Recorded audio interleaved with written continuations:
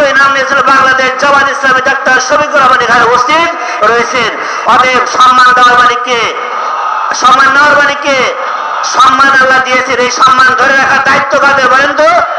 এই দায়িত্ব ধরে রাখার মালিক হলো কারা? আমরা।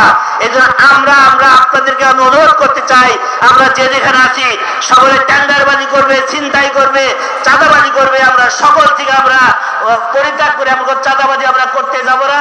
আমাদের কোনো আমরা কি করবো না, কখন আমরা কারো জমি দখল করতে যাব না।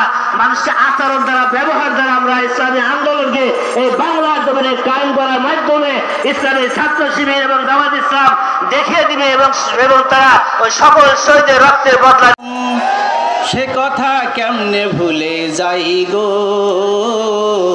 মনের আগুন আর না জ্বালাইও বুবু গো, মনের আগুন আর না জ্বালাইও। ক্ষুধার জ্বালায় হাহাকারে মরে দেশের জনগণ, সান্ত্বনাতে বলো তুমি পদ্মা সেতুর উন্নয়ন, হায় পদ্মা সেতুর উন্নয়ন।